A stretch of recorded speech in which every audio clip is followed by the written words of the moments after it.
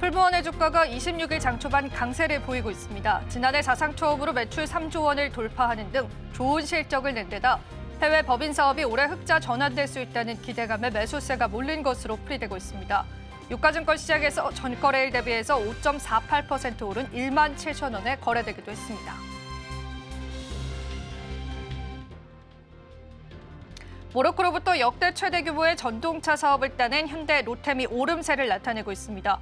오전 9시 28분 기준으로 현대로템은 전날보다 0.56% 올라서면서 89,600원에 거래가 됐고요. 이날 현대로템은 모로코 철도청과 2조 2천억 원 규모의 공급 계약을 체결했다고 밝혔습니다. 하나증권은 26일 하이브에 대해서 올해 그룹 BTS가 컴백하고 신성장 사업 부문에서 매출이 본격화되면서 이익률이 개선될 것이라고 평가했습니다. 투자 의견은 매수와 최선호주를 제한하기도 했습니다.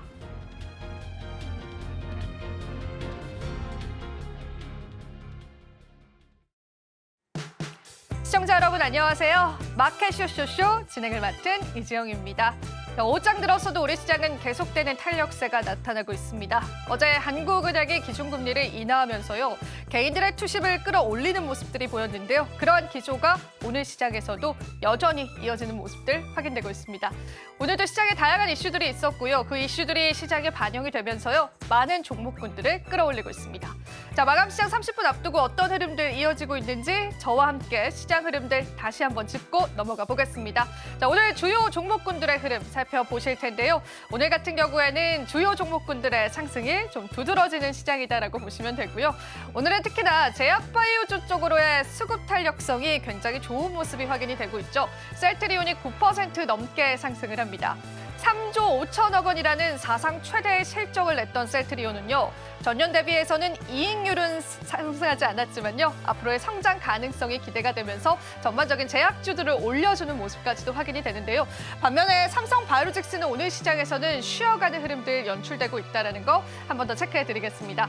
자, 반도체 대장주 쪽으로 한번 가볼까요? 삼성전자는 오늘도 역시나 쉬어가는 흐름이 연출이 되고요. 엔비디아 실적 발표 앞두고 하이닉스 쪽으로의 수급은 여전히 들어옵니다. 1%가량 상승하고요.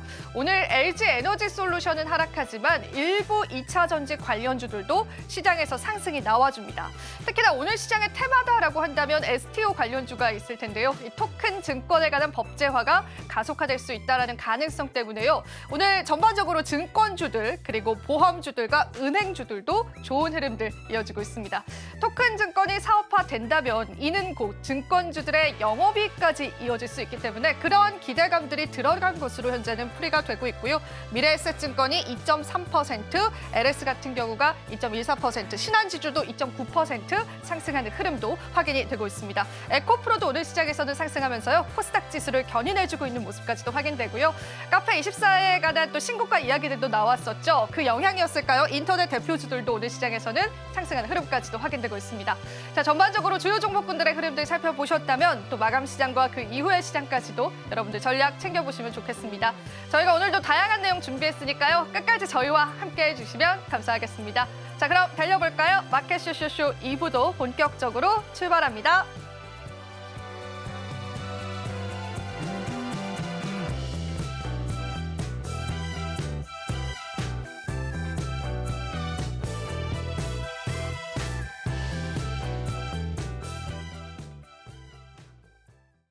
마감 시장까지 저희와 함께 전략 챙겨보시죠. 자, 오늘은 또 미르경제연구소의 정태근 이사님 함께 해주셨는데요. 이사님 안녕하세요. 네, 반갑습니다. 네, 이사님. 네. 오늘 시장 또 어떻게 보셨을까요?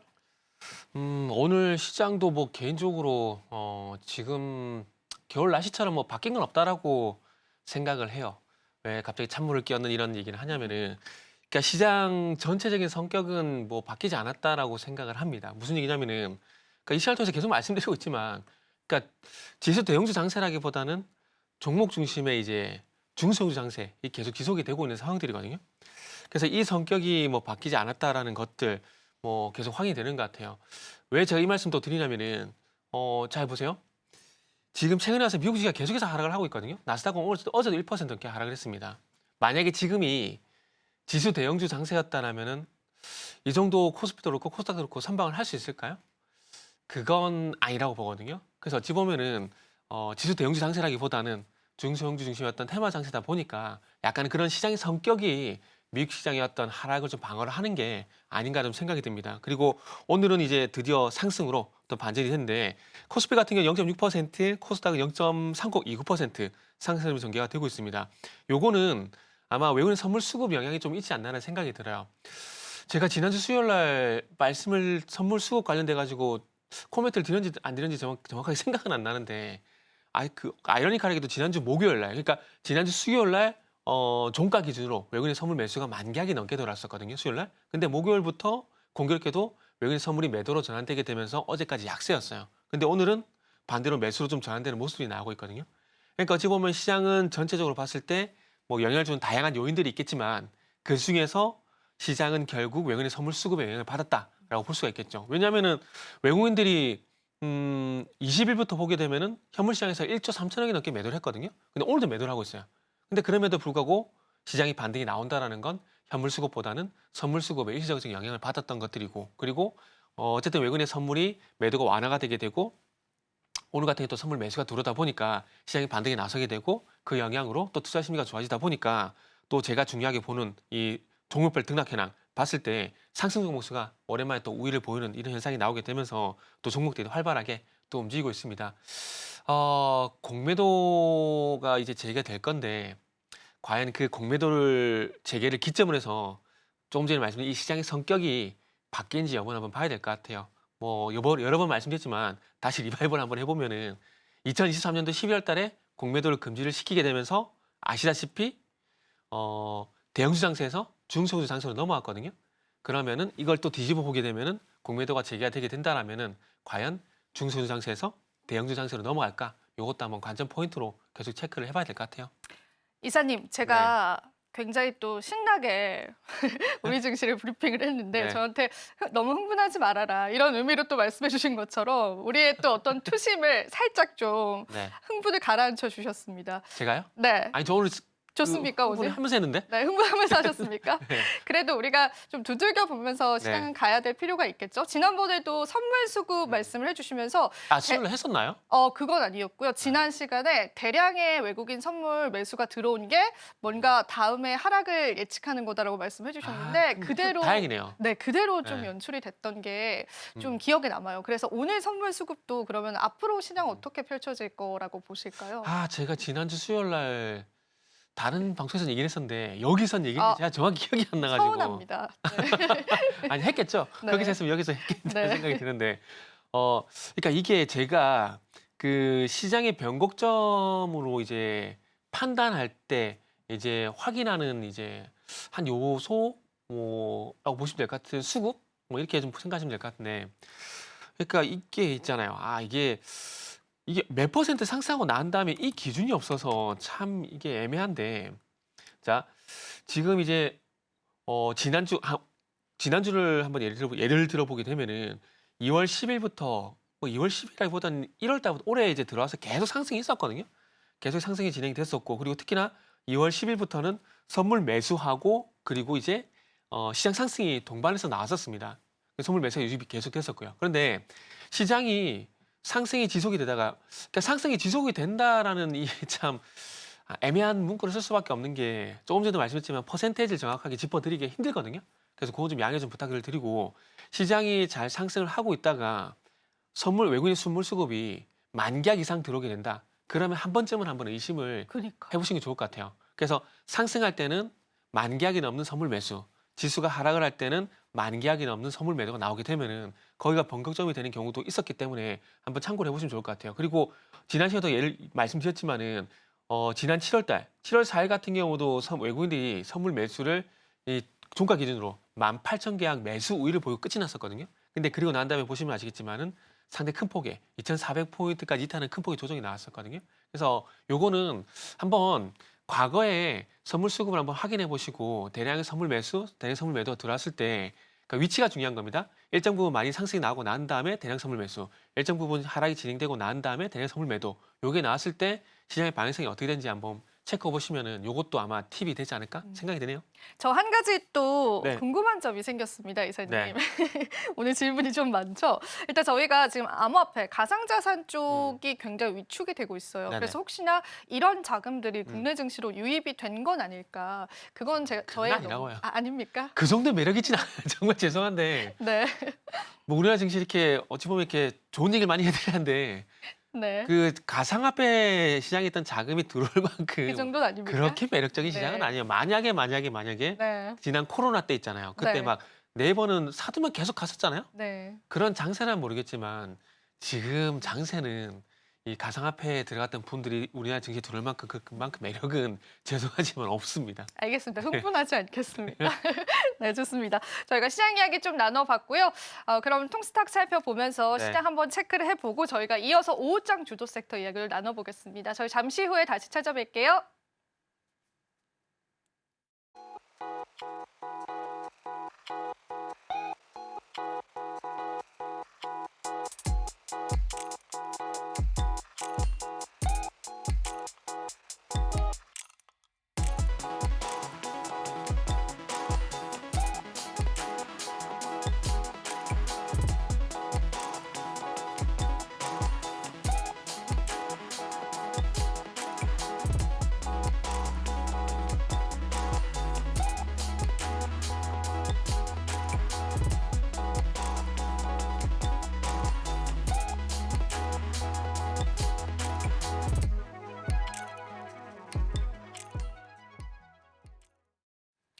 오후장 주도 섹터 저희와 함께 살펴보시겠습니다. 지수 자체 흐름은 나쁘지 않은데요. 오늘 어떤 주도 섹터 열어볼지 이사님과 함께 이야기 나눠볼게요. 이사님, 오늘 첫 번째 주도 섹터는 저희가 어떤 섹터인지 네. 한번 내용 들어볼까요? 혹시 여기 또 보여주시나요?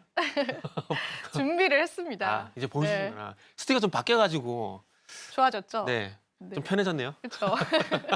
그런데 제약 바이오 네. 참 많은 분들을 웃게 하고 울게 하는 많은 섹터들이 있지만 그 중에서 가장 많이 이제 개인 투자자분들의 눈물을 많이 보이게 하는. 그러니까 예를 들게 되면은 지금은 이제 알테오젠 앞으로 어떻게 될지 모르겠지만 과거에 뭐 신라젠 같은 것들, HLB, 코오롱생명과학 이런 것들 상당히 많이 좀 슬픔을 줬었거든요. 그러니까 2017년도 같은 경우는 방송 가면은 신라젠밖에 안 물어봤어요. 아, 질문이 일단은 어떤 방송을 어떤 코너를 추억의 가도 종목입니다. 네. 네. 코너를 가도 제일 먼저 하는 질문이 신라젠 얼마까지 가까웠습니까? 이 질문이었거든요. 근데 그때 갈 때마다 그랬어요. 모르겠습니다.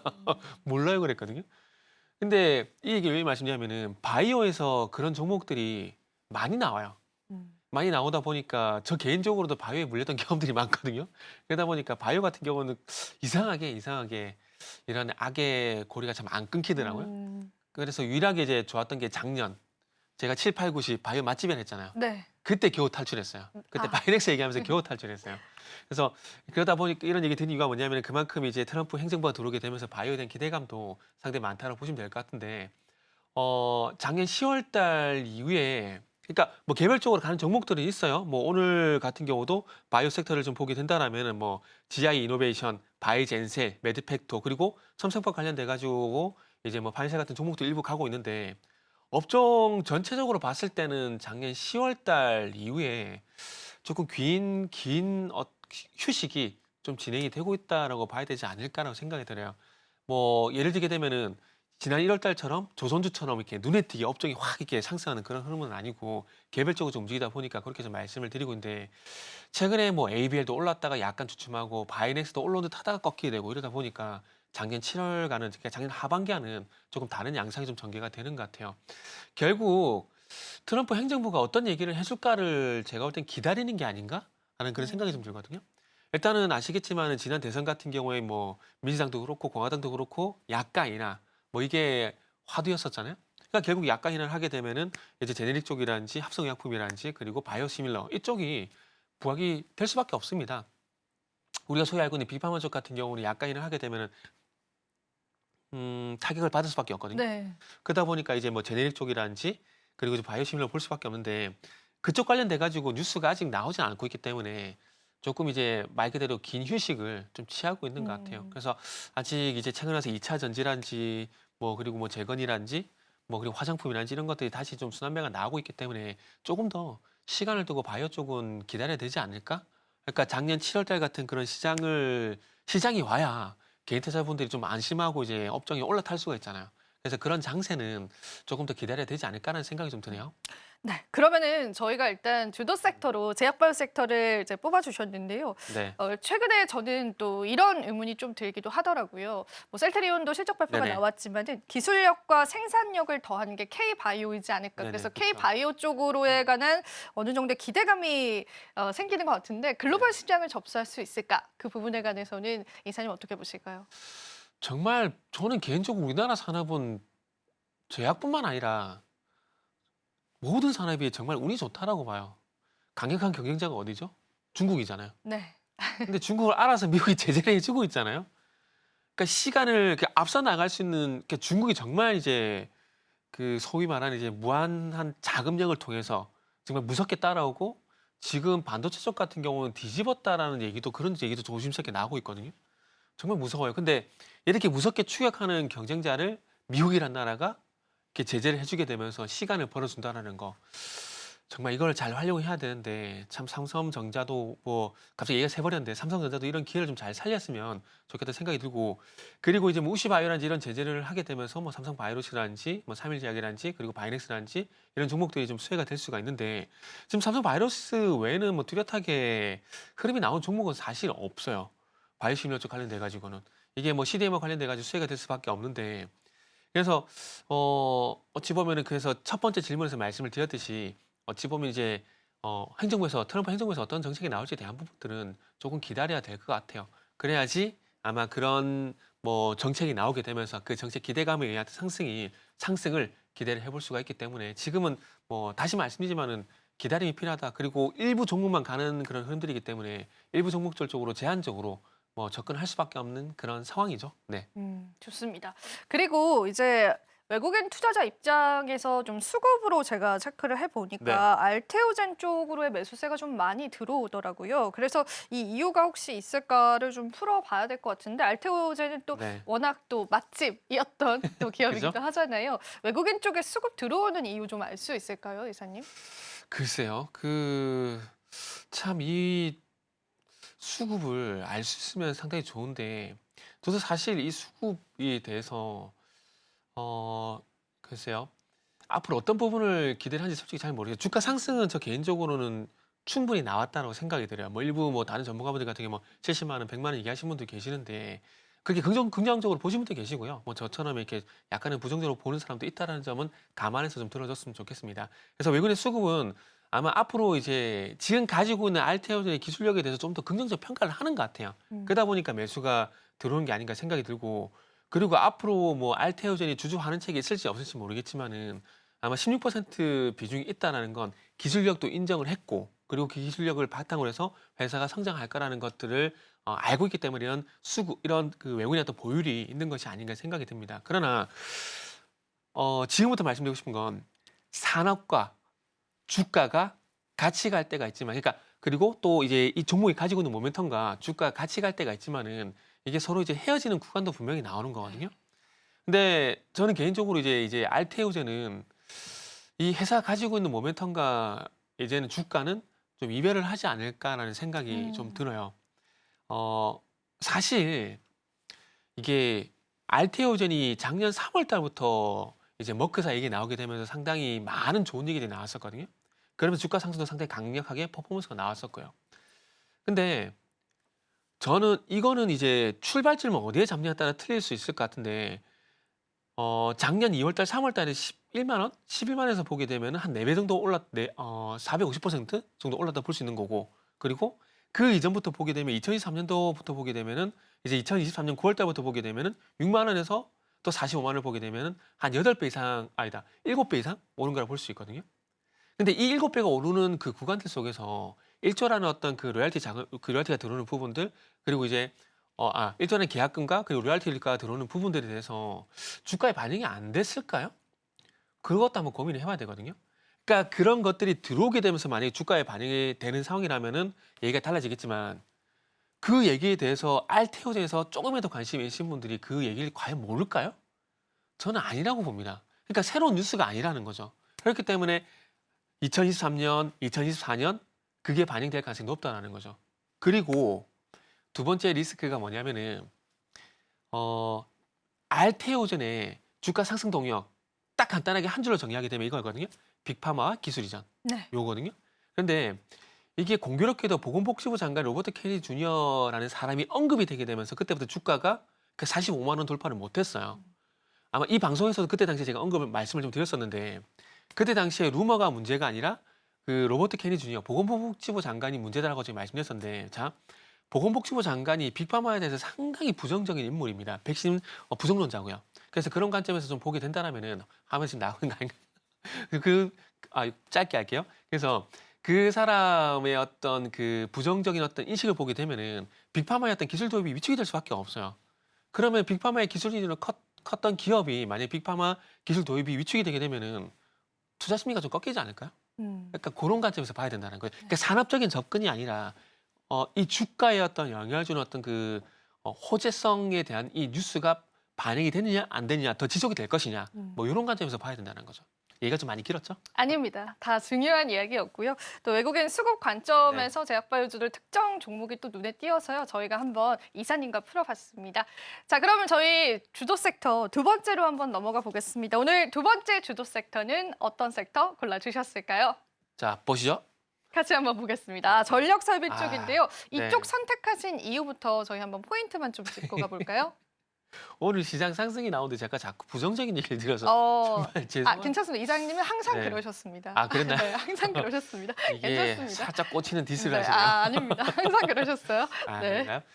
전력 설비 쪽도 마찬가지로 이제 아마 앵커님도 아실 거예요. 제가 계속해서 네. 이제 안 좋게 말씀을 좀 드리는 거.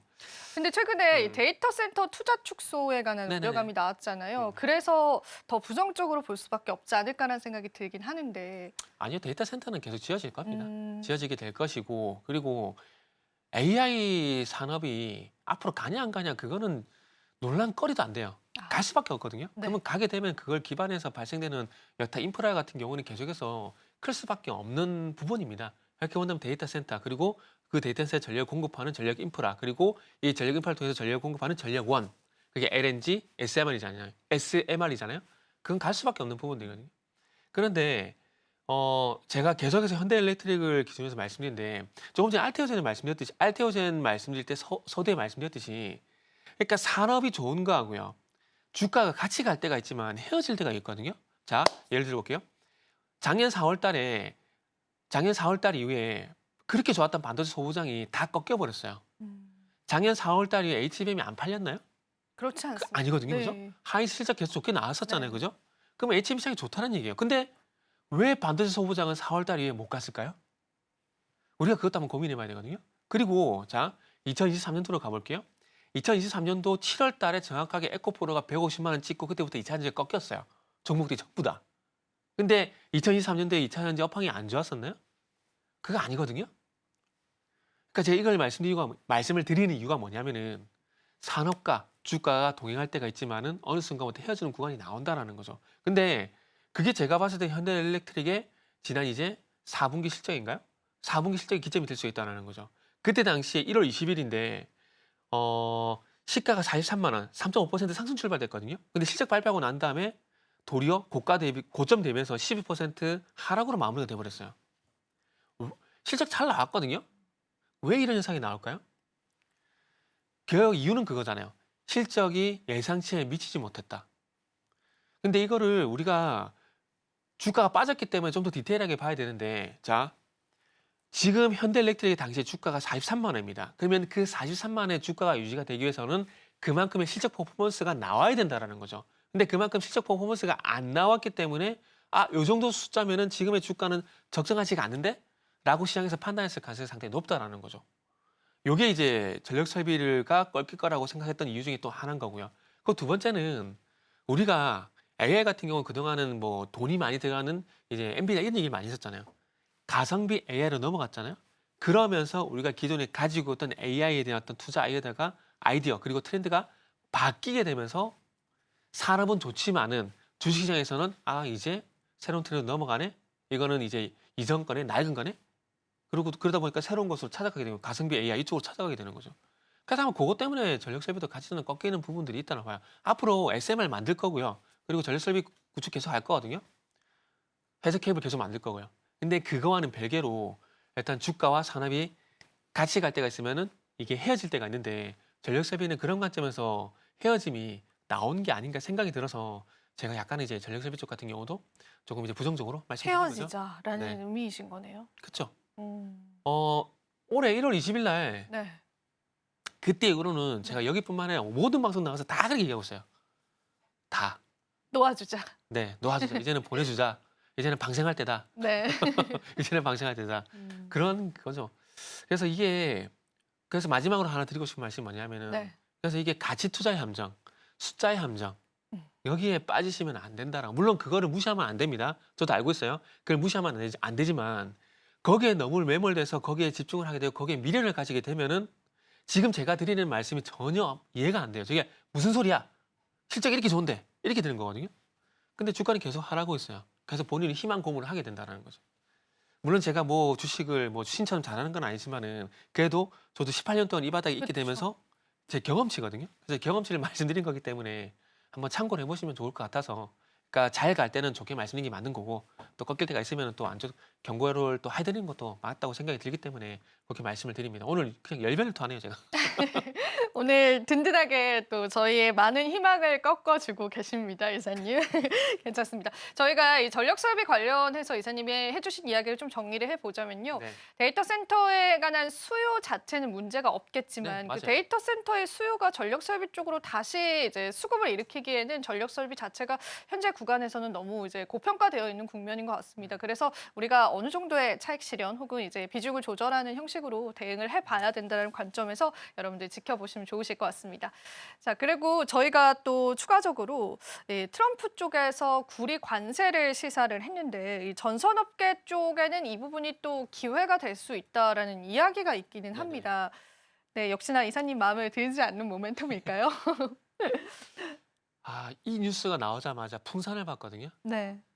주가 흐름이 아쉽네요. 주가 음. 흐름이 아쉽고 이구 산업 정도 이제 반응이 나오고 있는데 차트 보게 되면은 우상향 할 만한 그런 흐름을 좀 만들고 있거든요. 만들고 있는데 조금 더 지켜봐야 될 것 같아요. 어쨌든 뭐 제재 이슈 나오게 되면은 주가가 반응을 하게 되고 그러면서 상승하는 흐름들이 나오고 있기 때문에 이구 산업, 그러니까 구리 관련 종목들 전부 다 오늘 반응이 나와 있는데 안 나오기 때문에 이구 산업에 좀 제한시켜서 일단은 구리 관련주 보셔야 되지 않을까라고 말씀드려야 될 것 같네요. 구리 관련주들은 좀 지켜보는 전략들 가져보시면 좋겠습니다. 네, 저희가 이렇게 해서 오후장 주도 섹터 이야기 나눠봤는데요. 이어지는 코너도 바로 소개해드리도록 하겠습니다.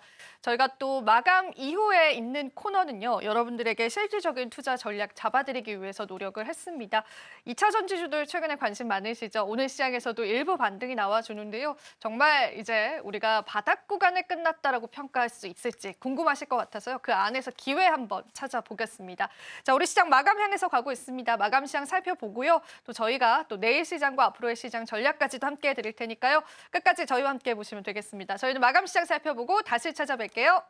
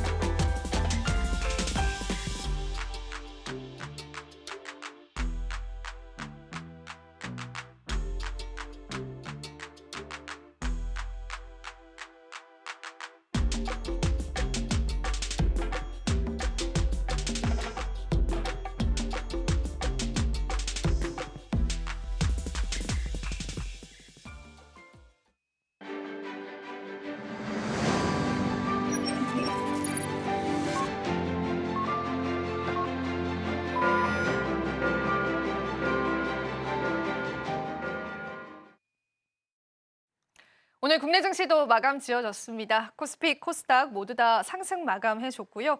1%는 못 미치는 약보합 상승이긴 하지만 그래도 글로벌 증시 대비해서 또 우리 시장 좋은 흐름 이어져 왔다라는 평가가 많은 것 같습니다. 오늘은 특히나 코스닥 상위 종목군들의 상승이 좀 두드러졌습니다. 알테오젠 비롯해서 제약바이오주들도 좋은 흐름으로 마감이 됐고요. 또 에코프로비엔과 에코프로 역시도 2차 전지 소재 대장주 쪽으로의 수급 탄력도 나쁘지 않았고요. 저희가 앞서도 언급해드렸던 외국인 쪽의 선물 계약은요, 장 막판 들어서 소폭 축소되긴 했습니다. 그래도 650계약 순매수 보여주면서 마감된 시장이었습니다. 자, 계속 이렇게 좀 강한 기조들이 이어질지도 궁금하고요. 또 앞으로 이제 섹터적인 접근을 해볼 때 어떤 섹터를 좀 긍정적으로 바라봐야 할지도 좀 궁금해지는 시점입니다. 이사님께 한번 마감 브리핑을 부탁드리면서요. 오늘 시장 조금 더 자세히 한번 파고 들어보겠습니다. 네. 코스피는 0.4%, 0.41% 상승 마감이 됐고요. 코스닥은 0.26% 상승 마감이 됐습니다.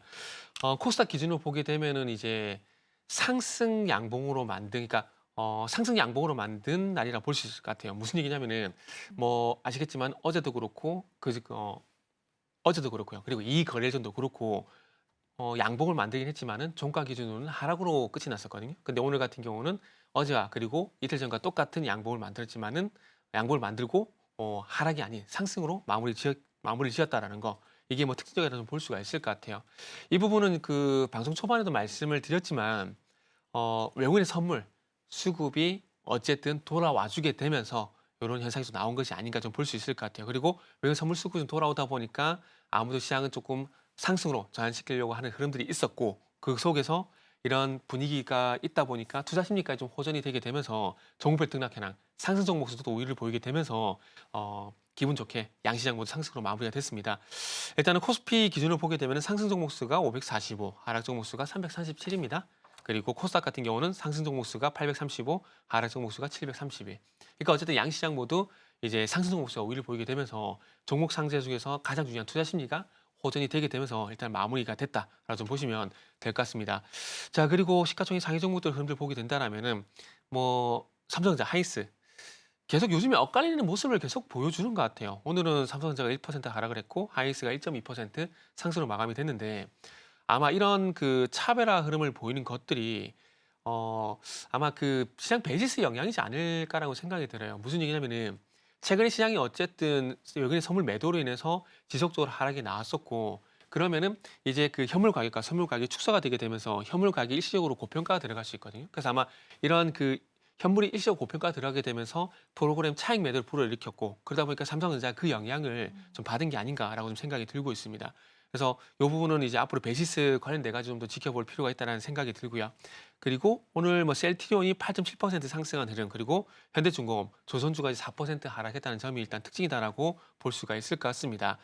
자, 코스닥 쪽 같은 경우도 뭐 살펴보게 된다라면은 오늘 에코프로빔, 에코프로 4.1%, 4.7%가량 상승을 보이게 되면서 오늘 2차 전지가 다시 상승 주 섹터로 귀환했다라는 점이 또 특징이다라고 좀 볼 수가 있을 것 같습니다. 그리고 뭐 오늘 테마 쪽 보게 된다라면 뭐 아시겠지만은 일단 뭐 상대 눈에 띄는 건 사실 없어요. 뭐 우크라이나 재건 정도 눈에 띈다 볼 수 있을 것 같고 2차 전지 쪽 볼 수 있다고 2차 전지 눈에 띄는데 우크라이나 재건 같은 경우는 이제 광물 협정 이제 진행될 예정이잖아요. 그래서 그거와 관련돼 가지고 우리가 기존에 알고 있는 이 재건 관련주들뿐만 아니라 미국 주도의 광물 협정이잖아요. 그러면은 미국 어떤 그 기업들, 중장비 회사와 연관된 기업들, 뭐 진성티지 같은 종목들이라든지 이런 것도 좀 관심을 앞으로 새로 가져야 되지 않을까 생각이 들고 재건 섹터 내에서 어찌 보면은 순환매가 나올 가능성이 있다고 보거든요. 그러니까 기존에 있는 종목들도 괜찮지만은 또 이제 광물 협정이 임박하게 되고 종전이 진짜 눈앞에 다가오게 되면서 또 새로운 수혜주들이 나올 가능성이 있다라고 봐집니다. 그래서 그런 측면에서 앞으로 새롭게 또 부각되는 이 우크라이나 수혜주들 놓치지 말자는 말씀드리고 싶고 광물 쪽 같은 경우는 또 어떤 종목이 또 부각이 될지는 한번 지켜봐야 될 것 같아요. 지금 상황에서는 뭐 이제 광물 쪽 같은 경우에 고리안이라든지 그리고 포스코 인터라든지 그리고 이제 금량이 되는 종목들이 이제 일부 종목들이 있는데 일단 아직까지 반응은 그렇게 세지는 않은 상황이다 보니까 광물 관련돼 가지고 시장에서 새롭게 또 이제 수혜주가 픽이 되게 된다라면 그쪽 같은 경우도 빠르게 또 따라잡는 그런 전략이 필요할 것 같습니다. 여기서 또 안 그래도 이사님께서 네. 언급을 해주셨는데요. 이 광물 협정이 의미하는 게 어떤 걸까요? 트럼프의 의도라든지 뭐 우크라이나 쪽에서 왜 이 부분을 협상을 했는지 그런 부분들도 아실까요, 이사님? 그거는 그냥 정말 간단하게 원초적으로 보시면 될 것 같아요. 빌려준 돈 내라. 음, 근데 돈이 없어요. 그러니까 현물로 갚는 거예요. 현물을 내놔라. 네. 네. 그러니까 그동안 우크라이나 전쟁 때문에 미국에서 전쟁 관련돼 가지고 무기 지원한 부분들 그리고 이제 자금적인 지원분들 많았었잖아요. 그러니까 트럼프 입장에서 이게 배알이 꼴리는 거죠. 그러다 보니까 우리가 이만큼 지원해 줬으니까 내놔. 뭘로 내줄 건데 하다 보니까 광물이 보이는 거죠. 그래서 그걸로 이제 대신 갚아라. 이렇게 되는 것들이죠. 그래서 그런 것들로 통해서 이제 갚아라 이렇게 되는 거고. 근데 제가 좀 우스갯소리 하는 것 같지만은 진짜 원초적인 말씀드리면은 그게 맞아요. 그거 그렇죠. 말고는 제가 볼 때 이유가 없다고 봅니다. 알겠습니다. 네. 항상 신호를 안 주시고 말을 네. 끊어주셔가지고요. 아, 그런가요? 제가 이제 많이 당황을 합니다. 괜찮습니다. 저희 또 즐겁게 같이 방송을 하고 있고요. 자, 그럼 저희 오늘 또 이슈 네. TMI 같이 이야기를 나눠봐야겠죠. 앞서서도 좀 언급을 해드렸는데 오늘 어떤 이슈 TMI 고르셨을지 한번 이야기를 나눠보면서요. 바로 한번 또 저희 한번 얘기 네. 들어보겠습니다. 또 보시죠. 네, 보겠습니다. 같이. 보시죠. 온탕 네. 냉탕 오가는 2차 전지. 근데 정말로 온탕 갔다가 냉탕 갔다가 이게 좀 굉장히 심한 것 같아요. 음, 그래서 방향성 잡기 좀 어려운 느낌이 듭니다. 그것도 중요한데 음. 이렇게 보시면 될 것 같아요. 요즘 들어서 정말 자주 언급이 되지 않나요? 맞아요. 그죠? 많은 분들이. 네. 많은 프로에서도요. 네, 그렇죠? 그죠. 그거만 신경 쓰시면 돼요. 그러니까 그 순환매 장세에서 어떤 업종을 매수해야 될까 이런 고민들을 되게 많이 하잖아요. 그러다 보니까 제가 팁으로 이제 방송 중에 팁으로 하나 말씀드린 게 뭐냐면은 증시 캘린더를 만들라고 말씀드려요. 그래서 증시 캘린더를 만들어 가지고 매일매일 어떤 섹터에 가는지를 메모하라고 말씀드려요. 그러면 그거를 한 일주일 정도 하고 아니면은 일주일 때 해보시거나 아니면은 지난 거 있잖아요. 지금 오늘 기준으로 보면 2월 26일이잖아요. 그러면 2월 1일부터 26일까지 어떤 섹터들이 강했었는지 메모를 해보시면 돼요. 그러면은 이런 섹터들이 강했다가 식었다가 이런 섹터가 올라왔고 또 지금 와서 또 이런 섹터가 식고 또 새로운 섹터가 나타났구나. 이게 봐지거든요. 그러니까 2차 전지 같은 경우는 지금 어쨌든 최근에 자주 언급이 되고 있다는 건 새로 시장의 어떤 새로운 주도 섹터로 부상이 됐다는 게 중요하다고 볼 수가 있는 거죠. 그러면은 그런 연유로 해서 2차 전지에 대해서 관심을 가질 필요가 있고 2차 전지를 바라보는 시선이 왜 바뀌었는지에 대해서 그렇게 접근하시게 되면은 제가 볼 때는 주식하는 공부에 충분히 도움이 되고 이게 수익도 내는데 저는 도움이 될 거라고 봐요. 그러니까 예를 들게 되면은 자동차 한번 예를 들어볼게요. 네. 자동차 같은 경우도 지금 이제 정말 좋은 섹터거든요. 근데 시장에서 부각을 못 받아요. 항상 소외가 돼요. 근데 그 속에서 만약에 종목을 고른다. 그러면 종목 자체적으로는 이슈가 있어가지고 뭐 올릴 수 빵빵빵 뭐 급등이 나온다. 이러면 이게 달라지겠지만 그 속에서 종목을 골랐는데 이 종목이 추세적으로 계속 가줄지 안 갈지에 대한 부분은 일단 업황을 봐야 되거든요. 네. 만약 업황이 좋다라면은 그러니까 2차 자동차 업종이 현재 시장에서 주목받고 괜찮게 흐름이 전개가 된다라면은 아마 그런 종목들이 갈 겁니다. 그러니까 최근에 언급된 종목 현대공업 있잖아요. 이런 것들이 빵빵 치고 나왔거든요. 근데 지금 시장 상황을 봤을 때 자동차 업종이 그 주도 업종이 아니에요. 그러면 이런 것들은 들어갔다가 짧게 끊고 나오는 거죠. 근데 2차 전지 같은 경우는 이제 자주 언급이 된다라는 것들은 조금 길게 가져갈 만한 이유가 이제는 발생이 좀 됐다라는 거죠. 그래서 2차 전지는 그런 관점에서 보시면 될 것 같고 그리고 이런 현상들이 나온 게 제가 봤을 땐 그런 게 있는 것 같아요. 관세, 결국에는 관세. 그러니까 우리가 관세 얘기 나오게 되면서 1월 같은 경우는 반도체, 2차 전지, 자동차, 바이오 계속 피해주었잖아요. 네. 근데 2월 달 들어와서는 관세가 협상형이구나.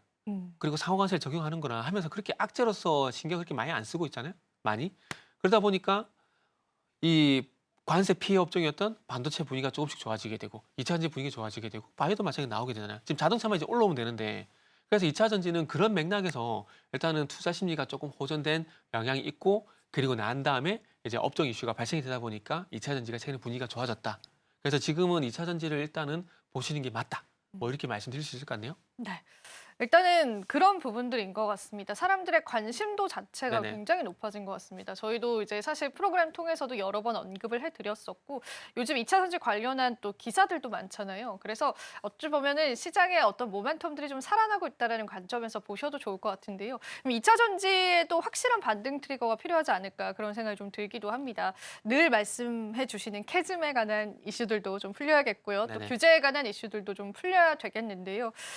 추가적으로 앞으로 이제 인터 배터리에 관한 또 일정이 기다리고 있습니다. 네, 그렇죠. 인터 배터리 3월 달에 만약에 개최가 되고 이 음. 부분들 때문에 2차 전지주들이 전반적으로 반등 트리거로 상승할 수 있을지 그 부분은 어떻게 보실까요? 이건 뒤집어서 말씀드릴게요. 네. 만약에 지금 정도 2차 전지 분위기가 아니었다라면은 아마 인터 배터리 관심 없을 거예요. 그러니까 예를 들어 볼게요. 네. 바이오 같은 경우에 항상 얘기 나오는 게 JP모간 헬스케어. 항상 얘기 나오잖아요. 해마다 하잖아요. 네. 그래서 항상 언급이 되잖아요. 근데 언제는 이게 언급이 되고 여기 관련 종목들이 잘 가는데 언제는 또 이게 있는데도 주가가 안 가요. 시장에 관심이 없어. 이게 무슨 차이냐면은 결국 업황인 거죠. 음. 지금 시장에서 바이오가 주도 섹터냐, 주도 업황이냐, 업종이냐 아니냐에 따라서 이런 학계에 대한 관심을 가지는 거죠.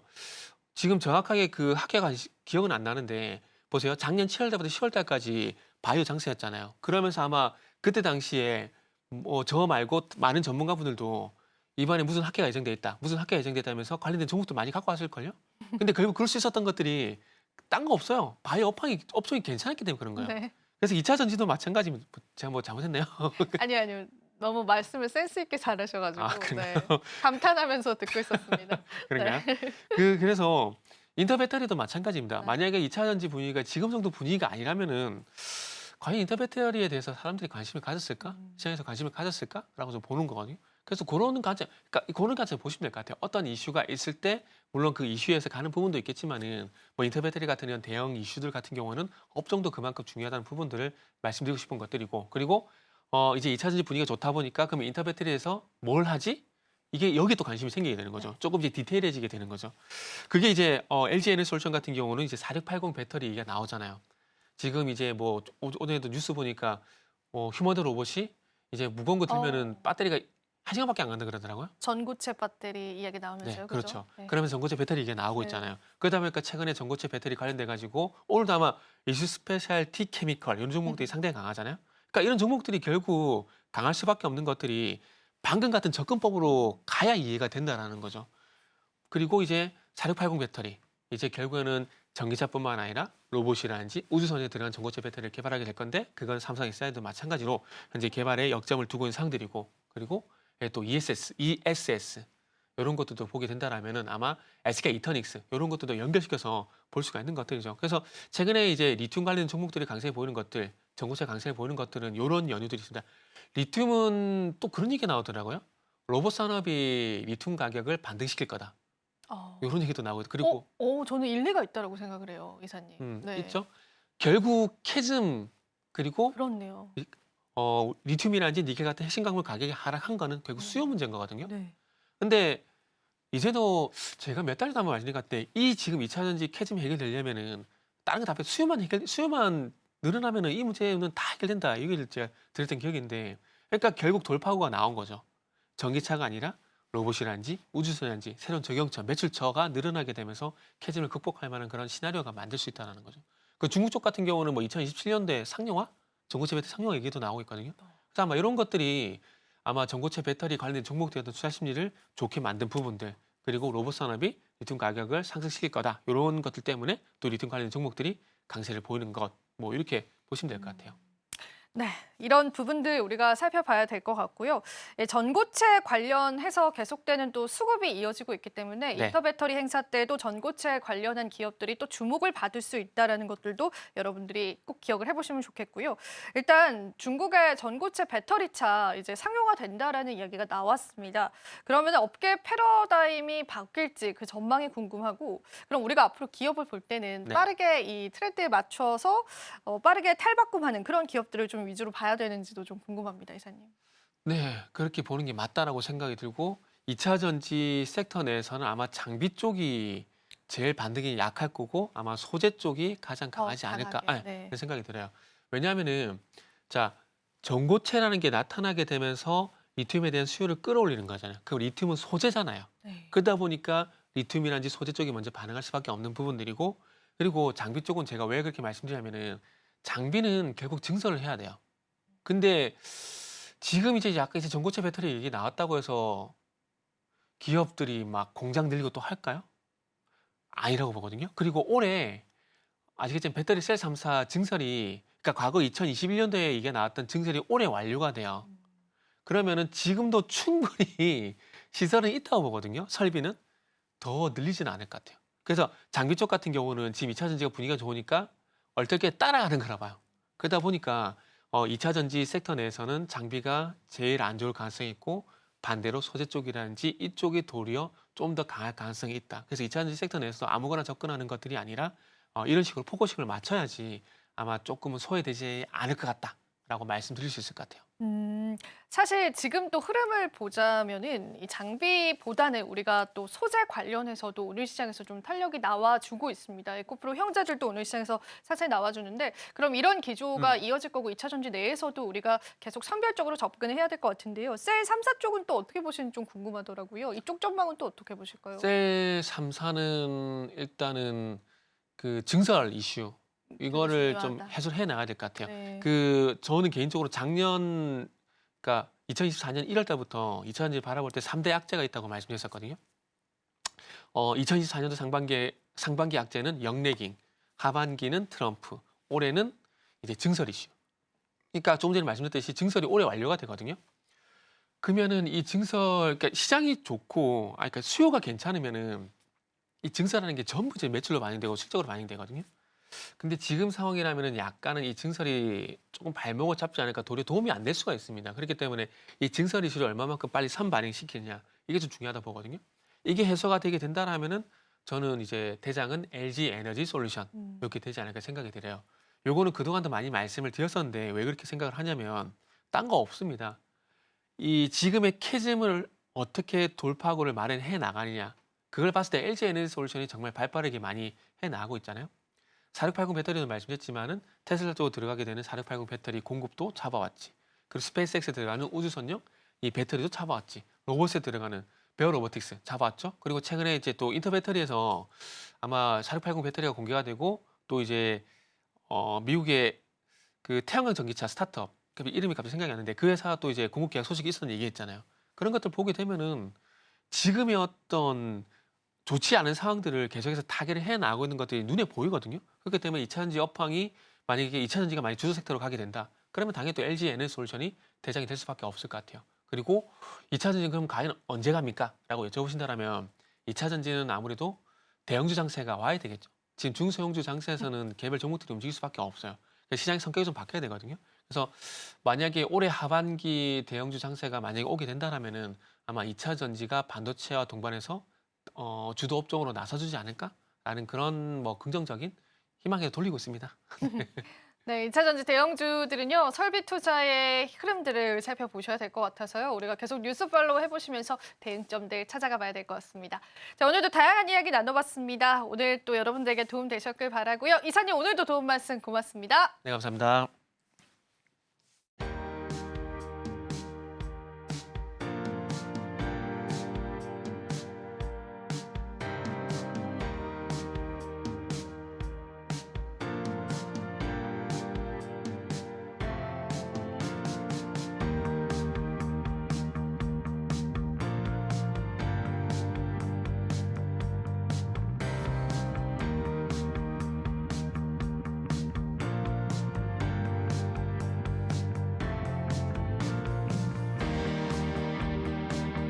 마지막으로 본 방송에서 제공해드리는 정보는 투자 판단에 대한 조언일 뿐입니다. 가치 판단과 상승 하락을 보장하고 있지는 않다는 점 다시 한번 유의 부탁드립니다. 내일 새벽이면 엔비디아 실적 발표 있습니다. 실적 발표에 따른 시장의 변동성들 예상해보시면서요. 내일 시장도 많은 대응점들 저희 찾아오겠습니다. 자, 오늘도 긴 시간 동안 시청해주신 여러분 고맙습니다.